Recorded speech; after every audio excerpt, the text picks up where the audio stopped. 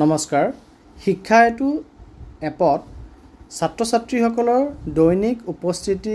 ক্যাপচাৰ কৰা সম্পৰ্কে এক গুৰুত্বপূৰ্ণ আদেশ প্ৰকাশ পাইছে আৰু আদেশটি সাইন কৰিছে নাৰায়ণ কোঁৱৰ ছাৰে তেখেত secretary government of Assam department of school education হয় আৰু তেখেতে লিখিছে যে ডেইলি এটেন্ডেন্স ছাত্ৰ-ছাত্ৰীসকলৰ শিক্ষা হেতু এপত ক্যাপচাৰ কৰাটো নিশ্চিত কৰিবৰ কাৰণে এখন বিদ্যালয়ৰ প্ৰতিটো শ্ৰেণীৰে Director of Secondary Education আৰু Director of Elementary Education নিয়মীয়াকৈ Inspector of Schools, District Elementary Education Officers আৰু Block Elementary Education Officers লগত মিটিং হোল্ড কৰিব লাগিব meeting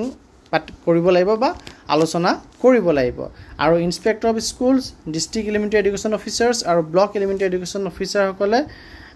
actively proactively follow up কৰিব লাগিব স্কুল বিলাকৰ হৈতে দৈনিকভাৱে on daily basis to improve the students and teachers attendance যাতে শিক্ষকৰ লগত ছাত্ৰ-ছাত্ৰীসকলৰ যি উপস্থিতি আছে হেয়া ইমপ্ৰুভ হয় উন্নত হয় আৰু the principal head teachers will be responsible to ensure daily attendance of students of all classes of the school আৰু অধ্যক্ষ গৰাকী বা প্ৰধান শিক্ষক গৰাকী এই ক্ষেত্ৰত ৰেসপন্সিবল হ'ব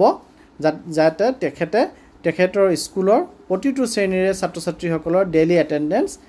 ক্যাপচাৰ কৰা যায় হেতু নিশ্চিত কৰাৰ কাৰণে দায়িত্ব তেখেতৰ ওপৰত থাকিব প্ৰিন্সিপাল বা হেড টিচাৰসকলৰ গতিকে শিক্ষা হেতু এপত উপস্থিতি বৃদ্ধি কৰাৰ ক্ষেত্ৰত আমাৰ বিভাগৰ ফালৰ পৰা বহুত কঠোৰ স্থিতি গ্ৰহণ কৰি আছে আমি নিশ্চয়কৈ গম পাইছো ছাত্ৰ-ছাত্ৰীসকলৰ উপস্থিতিও আমি বঢ়াব লাগিব 90% লৈকে নিব লাগে বুলি আগেটো আদেশ প্ৰকাশ পাইছিল আৰু শিক্ষকৰ উপস্থিতি 100% হ'ব লাগিব অৰ্থাৎ যিসকল বা সিএল বা কোনবা লিবত বা কবাত প্ৰশিক্ষণত থাকা কাৰণে এবসেন্ট আছে তেওঁলোকে যাতে হে লিভ তেওঁলোকে তাতে আপলোড কৰে শিক্ষা হেতু এপত বা হে প্ৰশিক্ষণৰ তথ্য যাতে এবসেন্ট ৰিজন